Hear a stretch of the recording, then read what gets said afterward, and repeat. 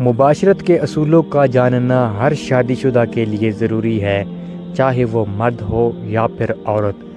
جو شخص ان اصولوں سے بے خبر ہو تو وہ انسان اور حیوان دونوں برابر ہیں۔ ایسے جاہل و غافل جن کو اصول مباشرت کا علم نہ ہو، ایسے زوجین میاں بیوی کا ملنا مباشرت نہیں کہلائے گا، بلکہ وہ جفتی یعنی جانوروں کا ملنا کہلائے گا۔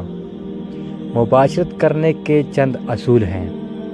مباشرت دن ہو یا رات ہر وقت کی جا سکتی ہے، مگر زیادہ بہتر یہ ہے کہ دن کی بجائے رات میں فعل مباشرت اختیار کی جائے۔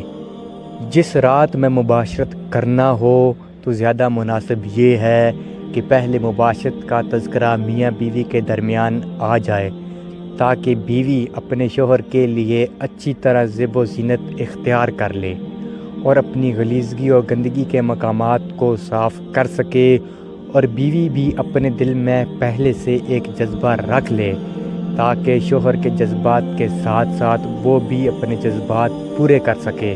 مثلاً انزال ہونے میں عورت کے آسانی ہو، کیونکہ انزال دل و دماغ کے خیال و جذبے کے ساتھ جلدی ہوتا ہے۔ جس رات میں مباشرت کی جائے تو زیادہ بہتر ہے کہ دن کو تھوڑا بہت آرام کر لیا جائے، تاکہ رات کو نیند کی وجہ سے جذبات میں فرق نہ آئے۔